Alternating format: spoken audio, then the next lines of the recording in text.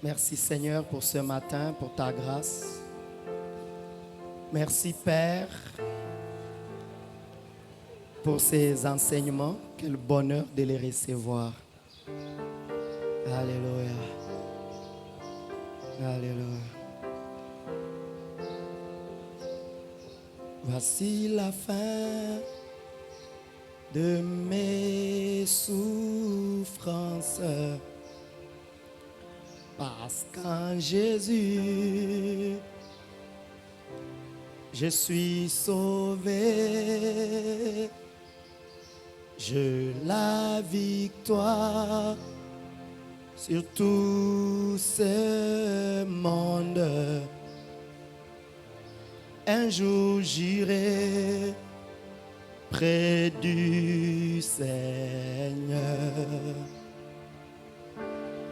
J'irai là-haut parmi les anges, près d'Emmanuel, me consoler. Passant mon temps à la louange, dira Jésus un grand merci. Bien-aimés frères et sœurs, shalom. Que le Seigneur vous bénisse. Nous vous saluons au nom de Jésus. Savez-vous qu'un jour, toutes les souffrances de ce monde prendront fin et que nous irons près du Seigneur nous reposer. En ce jour, alors que notre monde est bouleversé par cette pandémie, frappé par cette maladie qui anéantit plusieurs personnes, alors qu'à gauche, à droite, on parle de Covid-19, on parle de coronavirus, autant de mesures barrières, je nous rassure, frères et sœurs, qu'il n'y a rien sur cette terre qui ne reçoit, qui n'a pas de réponse dans la parole de Dieu. Et en ce jour, dans le cadre de cette conférence eschatologique, nous voulons parler de ce sujet, Covid-19, qu'en dit la Bible. Pourquoi nous voulons recourir à la Bible? C'est parce que nous savons que la Bible apporte les réponses qu'il faut à toutes les questions de l'homme. C'est vrai que notre monde, notre humanité va chercher des réponses à plusieurs sources. On va interroger les scientifiques, interroger les philosophes, interroger les savants, interroger ceux qui inventent, interroger les grandes pharmacies si elles peuvent produire le vaccin et nous donner des solutions. Mais j'aimerais vous rassurer aujourd'hui qu'aucune question de l'homme ne reste sans réponse de la part de Dieu. C'est pour cela que nous parlons de Covid-19 qu'en dit la Bible. Et dans le cadre de cet enseignement, nous allons parler de 4 points. Le premier point, rien n'est nouveau sur la terre. Le deuxième point, pourquoi les fléaux et les catastrophes frappent les hommes. Le troisième point, nous allons parler du Dieu qui guérit. Et le quatrième point, nous allons vous présenter les messages que communique Covid-19.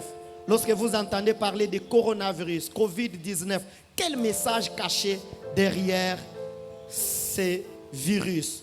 Bien-aimés frères et sœurs, je suis frappé lorsque Christ a parlé de la destruction de Jérusalem et de signes de son retour, alors que les disciples lui posaient la question pour savoir, Christ, explique-nous un peu, dis-nous comment nous allons nous préparer à ton avènement. Comment nous saurons que le Fils de l'homme va revenir? Comment nous saurons que c'est le temps de la restauration et de l'établissement, du rétablissement de toutes choses? Dans Matthieu 24, Jésus-Christ commence à détailler. expliquer aux disciples les choses qui vont se réaliser sur la terre. Et dans Luc 21 également, du verset 5 au verset 28, Jésus-Christ présente aux disciples les choses qui vont arriver sur la terre. Mais je suis frappé au verset 11 de Luc 21, lorsque Jésus-Christ parle. Écoutez ce qu'il dit aux disciples. Il dit, sur la terre, il y aura des grands tremblements et en divers lieux des pestes et des famines. Et dans la version français courant, écoutez ce qu'il est dit. Il est dit, il y aura des grands tremblements de terre en divers lieux, des famines et des épidémies.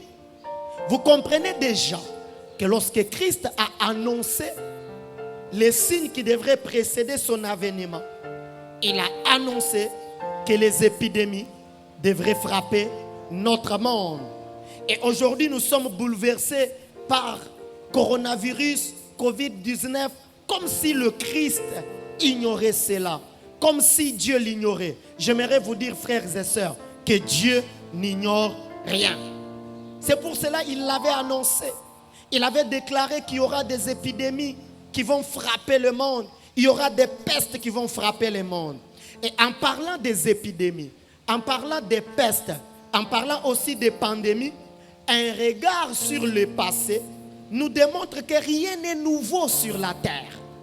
Rien n'est nouveau. Lorsqu'on parle de cette pandémie de Covid-19, on a l'impression que c'est nouveau. C'est comme si c'est la première fois qu'une pandémie frappe le monde. Comme si c'est la première fois qu'une épidémie frappe le monde. J'aimerais nous dire, frères, un regard sur l'histoire de notre monde démontre que ce n'est pas nouveau. Et j'aime ce que la Bible dit par rapport à cela dans Ecclésiaste chapitre 1er du verset 9 au verset 10. La Bible dit, ce qui a été, c'est ce qui sera. Et ce qui s'est fait, c'est ce qui se fera. Il n'y a rien de nouveau sous le soleil. S'il est une chose dont on dise, voici, c'est nouveau, cette chose existait déjà dans le siècle qui nous ont précédés. Vous entendez? Ça, c'est l'Ecclésiaste. C'est Salomon dans sa sagesse. Il a eu à étudier le monde et il s'est rendu compte que rien n'est nouveau. Même quand on dit de quelque chose qu'elle est nouvelle, mais on se rend compte que rien n'est nouveau. La Bible confirme cela. Pour dire sur la terre, rien n'est nouveau.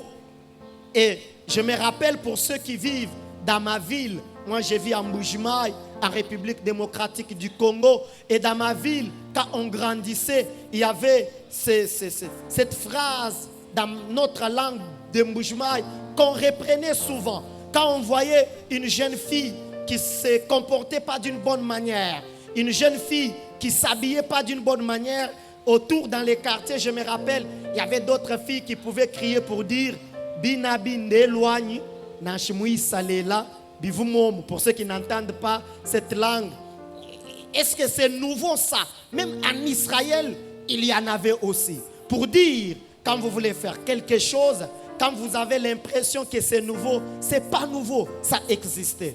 Frères et sœurs, ne soyez pas bouleversés par cette pandémie. Que Covid-19 ne vous renverse pas, parce que ce n'est pas nouveau. Notre monde a été déjà frappé par plusieurs épidémies, par plusieurs pestes, et le monde s'en est en sorti. Et j'aimerais ici, frères et sœurs, vous présenter quelques épidémies qui ont frappé notre monde. La première peste, c'est la peste de Justinien, en l'an 541. Cette peste a frappé le monde à Constantinople. Et il est démontré que cette peste est venue de l'Égypte. Et elle a tué entre 30 à 50 millions de personnes. Presque la moitié du monde à l'époque. Deuxièmement, nous avons la peste noire qui a frappé le monde entre 1347 et 1357. Pendant 5 ans, il est dit qu'à peu près 200 millions de personnes ont été touchées par la peste noire. On nous parle également de la peste de Londres. En 1665, à peu près 100 000 personnes touchées en 7 mois. Entre 1348 et 1665, Londres a connu 40 épidémies ayant tué à peu près la moitié de la ville. Vous vous imaginez? Rien n'est nouveau. On nous parle de la variole. À partir du 15e siècle jusqu'à 1980. Commencé au 15e siècle. Mais le remède a été trouvé qu'en 1980. Comme aujourd'hui, le monde s'agite. Vaccin à gauche, vaccin à droite. Il y a la fièvre jaune qui a frappé le monde entre le 17e et le 19e siècle. Jusqu'à 60 millions de personnes touchées. Il y a la grippe espagnole. La grippe espagnole. En fait, cette grippe n'a pas commencé en Espagne. Mais il est dit que l'Espagne fut le premier pays à donner les statistiques de cette grippe. C'est comme ça qu'on parle. On l'a dénommée grippe espagnole. Jusqu'à 100 millions de personnes touchées. Frères et sœurs, rien n'est nouveau. Alors ne paniquons pas à cause de cette pandémie. Ne paniquons pas, même si le monde est bouleversé. Rien n'est nouveau. Notre monde a été déjà touché par plusieurs épidémies. Que dire d'Ebola? Ebola qui continue à toucher les hommes. Dans mon pays, en RDC, Ebola continue à ravager les vies. On essaye de donner des vaccins et consorts. On les déclare triompher fin d'Ebola. Et quelques jours après, c'est dans une autre ville que cela se manifeste. Que dire de cette maladie de choléra? Dans ma ville où je suis, à Mboujima, ici souvent, on nous fait des alertes. Il y a quelques cas de choléra dans telle commune. Soyez prudents. Que dire de ces fléaux de sida? Le sida qui a commencé en 1983 et qui continue à ravager les vies. Aujourd'hui, les statistiques démontrent qu'on est déjà à plus de 40 millions de personnes. Que dire de cela? Frères et sœurs, ce tableau démontre que rien n'est nouveau. Ce tableau démontre que nous ne devons pas être dans la panique, quelles que soient les statistiques qu'on peut nous donner, quel que soit ce que les hommes peuvent dire. Ne paniquons pas, car rien n'est nouveau sur la terre. Coronavirus n'est pas le premier virus à toucher la vie des hommes. Covid-19, ce n'est pas nouveau, parce que notre monde a été déjà touché par plusieurs fléaux. Alors la question qu'on doit se poser est celle de savoir pourquoi ces fléaux et ces catastrophes frappent les hommes. C'est la question que plusieurs se posent. Si Dieu nous aime, si Dieu nous protège, pourquoi ces malheurs nous frappent? Comme Gédéon s'est posé cette question. Ah Dieu, si tu étais avec nous, pourquoi tous ces malheurs nous frappent-ils? Bien-aimés, je vais nous présenter ici 4 réponses à cette question. Pourquoi ces fléaux et catastrophes frappent les hommes? La première réponse, c'est que la Bible présente les péchés de l'homme comme la base des malheurs qui touchent le monde. Quand l'homme a été créé, placé dans le jardin d'Éden, il n'a pas été créé pour le malheur.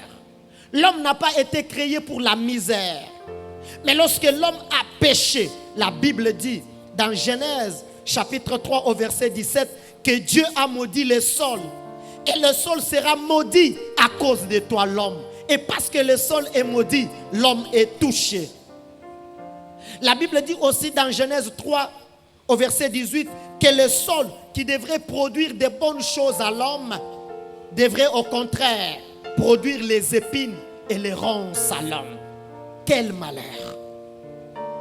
Et suite au péché, nous voyons dans Genèse chapitre 6, les déluges frappaient le monde. Dieu a décidé de consumer le monde par la pluie. Et il n'y a jamais eu de pluie comme à l'époque de Noé, à cause du péché.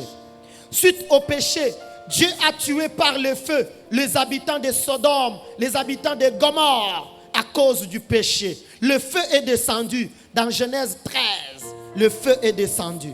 Dans Genèse 19, de Genèse 18, le feu est descendu. Vous vous imaginez? Le feu est descendu. Genèse 13, 13, la Bible dit, les gens de Sodome étaient méchants et des grands pécheurs contre l'Éternel. Et Dieu les a frappés. Frères et sœurs, à cause du péché, notre monde est frappé par des catastrophes. Pourquoi ces choses nous touchent? À cause du péché. Aucun pécheur ne peut rester impuni. Aujourd'hui, ceux qui sont chrétiens comme moi, en priant, disent, Dieu est miséricordieux, il est un Dieu d'amour, je peux aller pécher, il va me pardonner. Je peux faire telle ou telle chose à l'encontre de sa parole, il va me pardonner. Mais permettez-moi de vous dire, vous qui nous suivez en ce jour, vous qui suivrez cette vidéo, Dieu te dit, aucun pécheur ne restera impuni. Si ceux de Sodome et Gomorrhe ont été frappés par le feu, et toi, tu es dans quoi? Sodome était dans l'homosexualité. Sodome était dans l'immoralité sexuelle. Comme nous le voyons aujourd'hui dans notre monde, plusieurs sont immoraux. Grave, il y a même des pays, au nom de la liberté, qui autorisent à ce que les hommes aillent à l'encontre de la parole de Dieu. Nous vous autorisons de vous marier entre vous. Nous vous autorisons de faire telle ou telle chose. Peu importe ce que les uns et les autres vont dire. Peu importe, oui, l'orientation religieuse de l'homme. Nous vous laissons la liberté de faire. C'est grave. Frères et sœurs, ton péché attirera tôt ou tard le malheur sur toi. Pourquoi ces fléaux frappent le monde? La deuxième réponse, la Bible présente l'incrédulité de l'homme comme base de certains malheurs. Nous voyons en Égypte, lorsque Moïse s'est présenté devant le Pharaon, en train de lui dire de libérer les enfants d'Israël pour qu'ils aillent adorer l'Éternel. Dans Exode chapitre 5 au verset 2, la Bible dit, Pharaon répondit, qui est l'Éternel pour que j'obéisse à sa voix en laissant aller Israël? Je ne connais point l'Éternel et je ne laisserai point aller Israël. Combien de personnes dans notre monde sont comme Pharaon? Incrédules à Dieu. Qui est Dieu? Ne rencontrons-nous pas des hommes, quand on les évangélise, on leur présente Jésus. Ils disent, qui est Jésus? Je ne le connais pas. Ça ne m'intéresse pas. Je ne l'accepterai pas. Et à cause de l'incrédulité, en Égypte, la Bible dit que 10 plaies avaient frappé l'Égypte. L'eau a été changée en sang.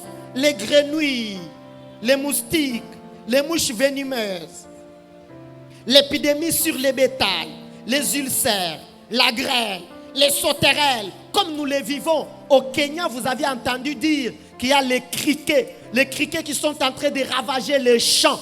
Et les agriculteurs se lamentent, ne savent pas comment ça se passera, ne savent pas comment deviendra leur situation, parce que les criquets ravagent leur plantation. Incrédulité.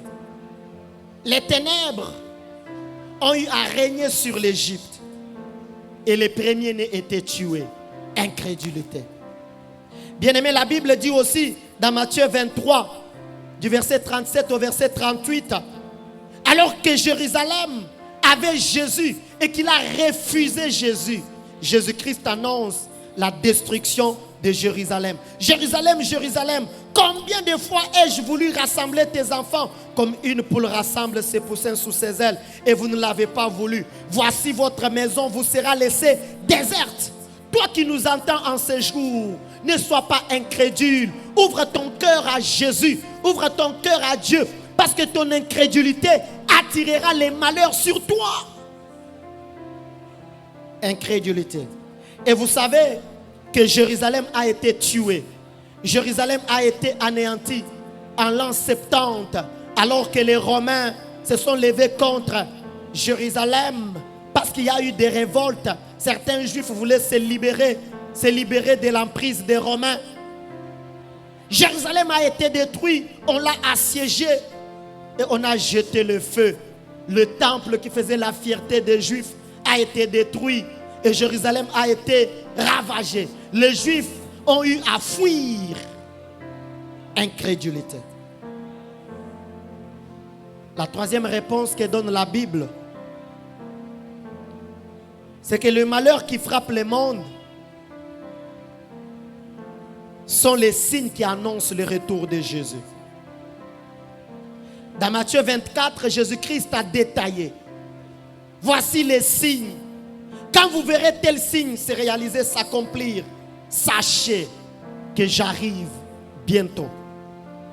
Oui, vous parlez de Covid-19.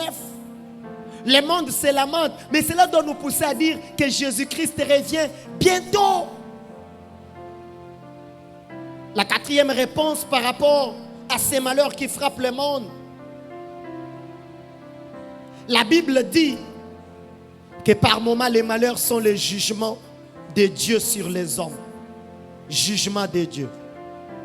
À partir d'Apocalypse 6, la Bible parle de 7 sceaux, de 7 trompettes par lesquelles la colère de Dieu va se déverser dans le monde.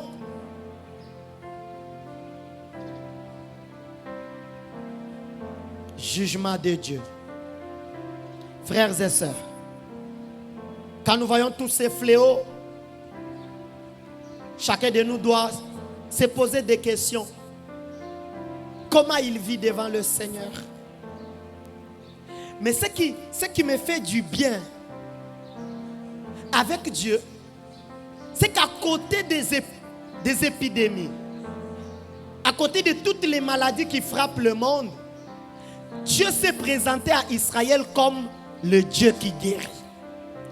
Dans Exode chapitre 15, au verset 26, la Bible dit, il dit, si tu écoutes attentivement la voix de l'Éternel ton Dieu, si tu fais ce qui est droit à ses yeux, si tu prêtes l'oreille à ses commandements et tu observes toutes ses lois, je ne te frapperai d'aucune des maladies dont j'ai frappé les Égyptiens, car je suis l'Éternel qui te guérit.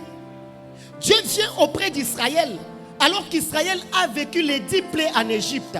Dieu dit à Israël, certes, j'ai eu à frapper les Égyptiens. Certes, il y a eu des maladies qui ont frappé les Égyptiens. Mais moi, Dieu, je me présente au devant de toi, mon peuple. Non seulement comme un Dieu qui frappe les hommes par les épidémies et les autres maladies. Mais je me présente au devant de toi, Israël, mon peuple, comme étant le Dieu qui guérit. Frères et sœurs, pendant ces moments où le monde est bouleversé, les hommes ont peur. Ils se disent, peut-être que je vais mourir. Peut-être que ça sera compliqué. Dieu se présente au devant de tous ceux qui ont Jésus comme étant l'Éternel qui nous guérit.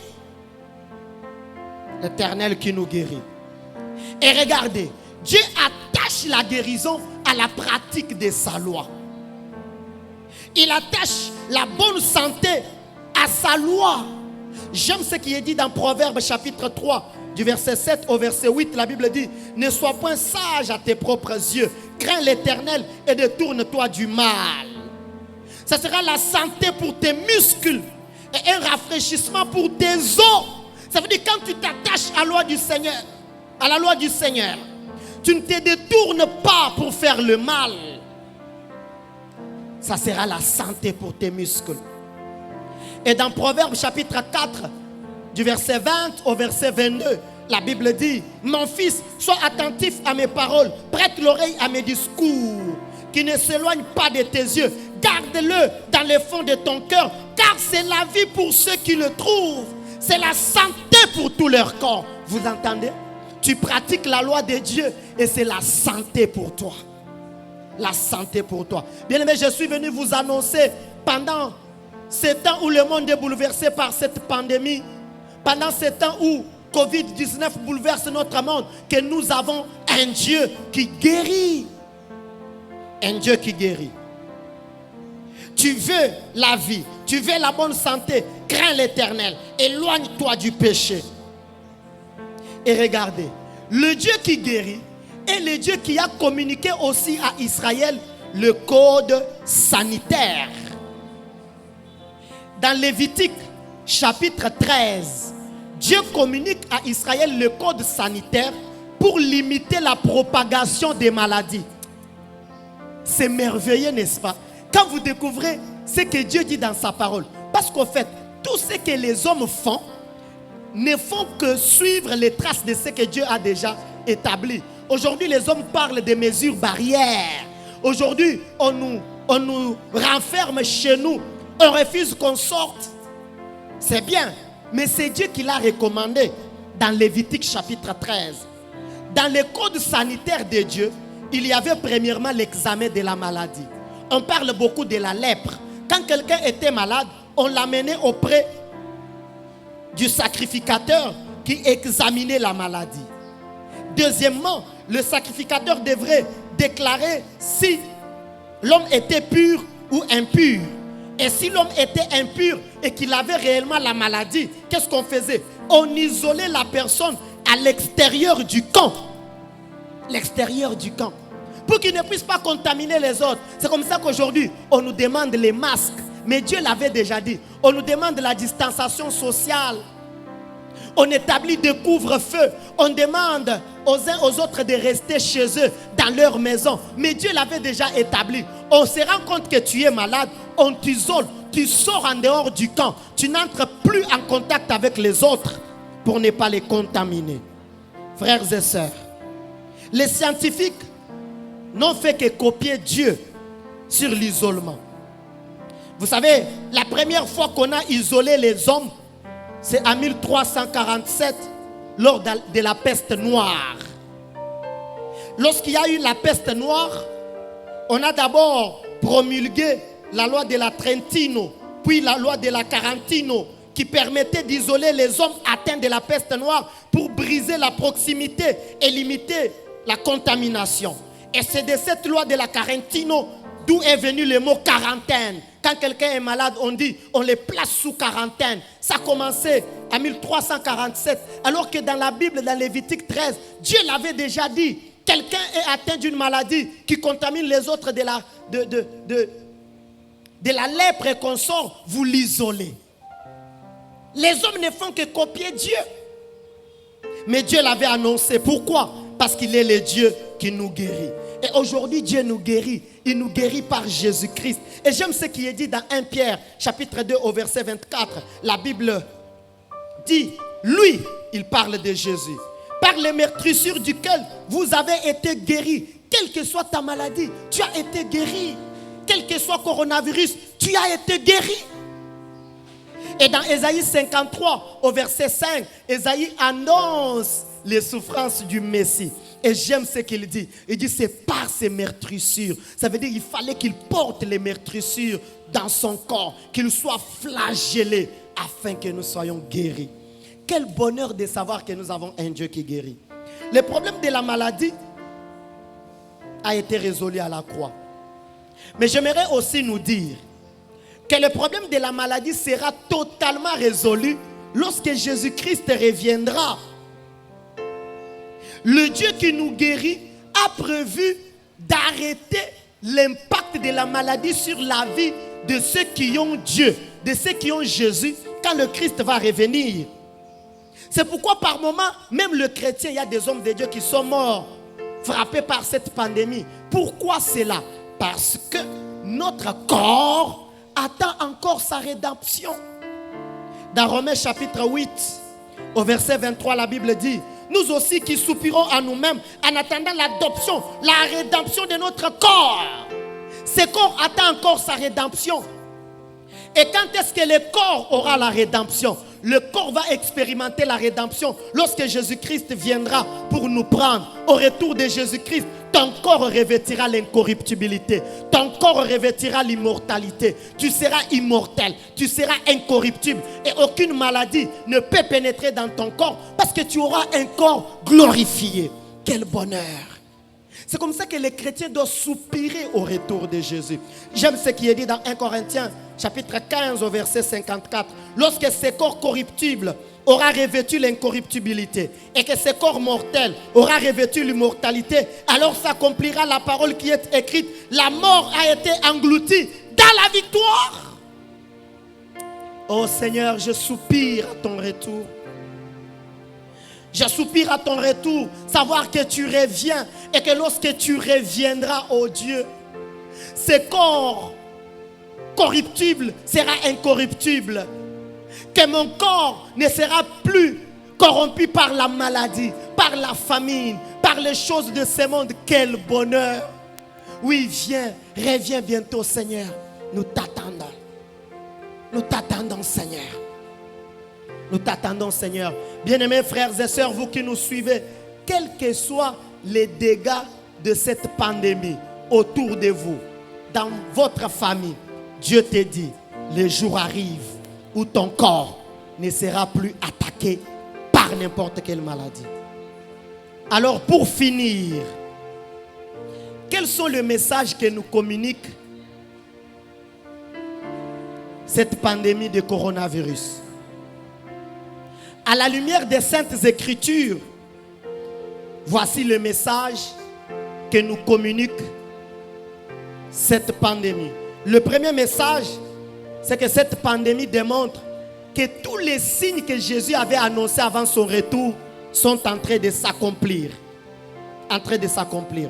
Bien-aimés frères et sœurs, c'est pour cela que nous devons ouvrir grandement nos yeux. Nous qui vivons dans cette génération, les signes s'accomplissent. Nous devons ouvrir grandement les yeux. Pourquoi? Parce que Jésus-Christ, le roi, est sur le point de revenir. Jésus est sur le point de revenir. Regardez, quand nous regardons parmi les nations, il y a des guerres ça et là. Il y a des pandémies comme coronavirus. Il y a des famines ça et là. Frères et sœurs, cela doit nous pousser à dire Jésus revient bientôt. Quand nous regardons parmi les nations et nous voyons les accords qui sont en train d'être noués, vous savez que ce monde sera dirigé. Il y aura la renaissance de l'Empire romain. L'Empire romain avec 10 États. Cet Empire romain qui pourra régner sur base des alliances, comme la Bible le révèle dans Daniel. Et vous savez que pour ceux qui suivent l'histoire et la géopolitique, l'Union européenne que nous avons aujourd'hui, qui a autant d'États, ne sera pas toujours la même union qui va régner sur l'Europe avec plusieurs États. À l'époque, je me rappelle quand mon pasteur annonçait ces choses, personne ne pouvait croire en cela. Mais aujourd'hui, quand vous avez, pour ceux qui ont très bien suivi les Brexit, et vous voyez comment la Grande-Bretagne s'est retirée de l'Union européenne, cela doit nous ouvrir les yeux pour comprendre que Jésus est sur le point de revenir. Alors que devons-nous faire? Lèvons-nous, évangélisons, parce que Jésus revient. Le deuxième message que cette pandémie de coronavirus nous communique, c'est que le monde n'a jamais aimé l'Église. Christ l'avait annoncé dans Matthieu 24 au verset 9. Alors on vous livrera au tourment et l'on vous fera mourir et vous serez haïs de toutes les nations à cause de mon nom.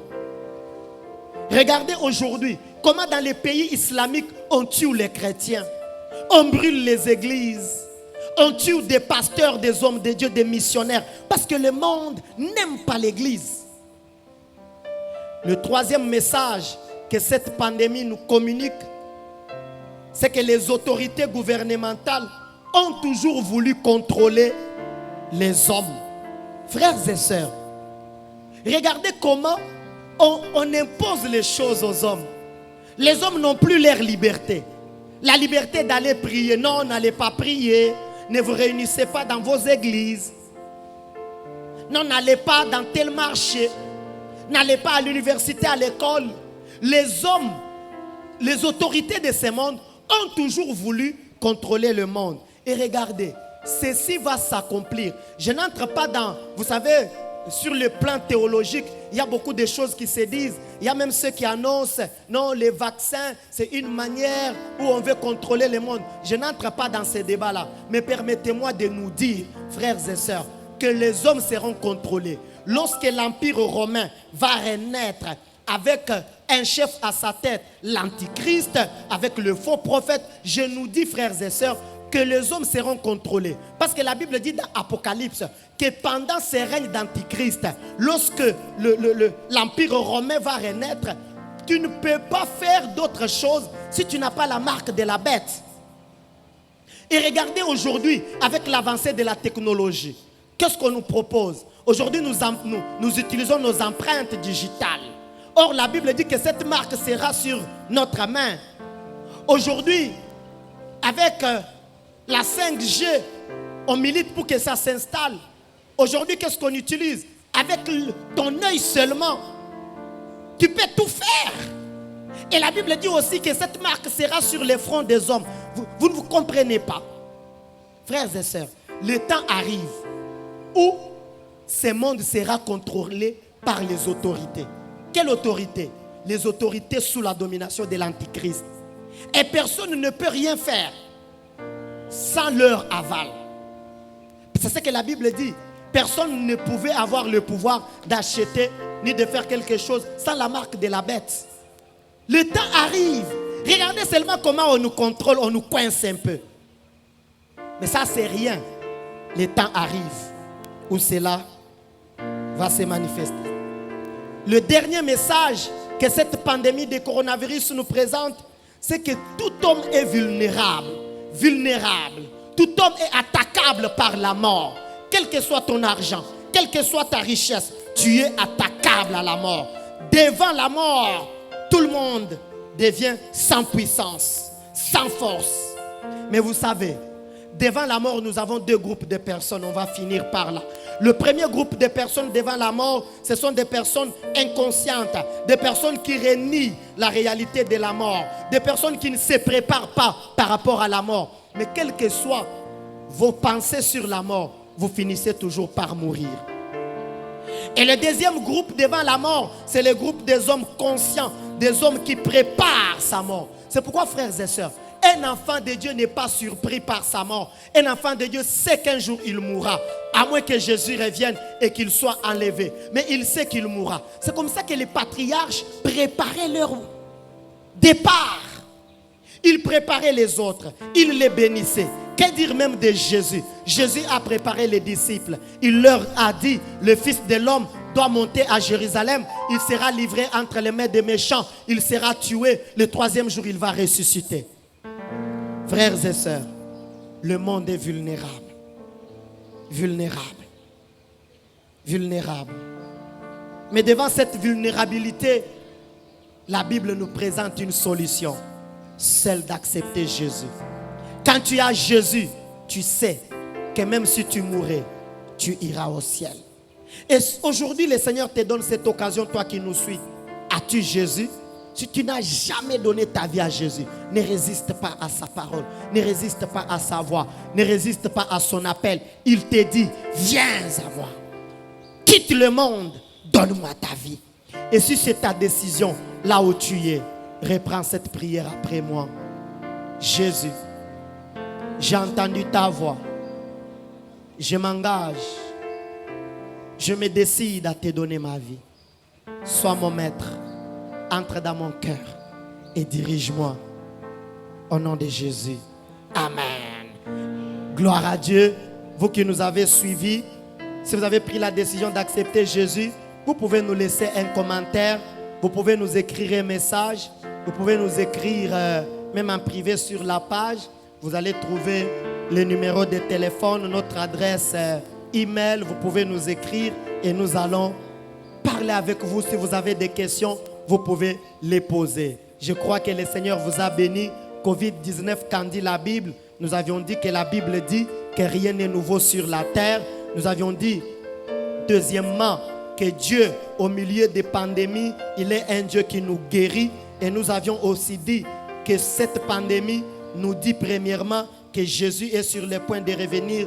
Deuxièmement, cette pandémie démontre que les hommes n'aiment pas l'Église, n'aiment pas les enfants de Dieu. Nous avions dit que cette pandémie démontre comment les autorités gouvernementales ont toujours voulu contrôler les hommes. Et quatrièmement, nous avions dit que cette pandémie a démontré que les hommes sont vulnérables. Que Dieu vous bénisse. Prenons rendez-vous pour la prochaine conférence eschatologique. Je crois que d'ici le mois d'avril 2021, nous aurons une merveilleuse conférence eschatologique. Et je crois que le Seigneur va nous bénir. Vous allez voir l'annonce. On va aussi vous annoncer les sujets. Nous sommes départagés entre deux sujets, mais je crois que le Seigneur va nous orienter. On voulait parler du règne millénaire. Mais à un moment donné, le Seigneur nous orientait de parler de ces choses qui arrivent bientôt. Parler de l'enlèvement, parler de l'antichrist, parler du millénium et parler du jugement dernier. On va vous préciser tout cela. Prenons rendez-vous au mois d'avril pour la prochaine conférence eschatologique. Que Dieu vous bénisse. Shalom.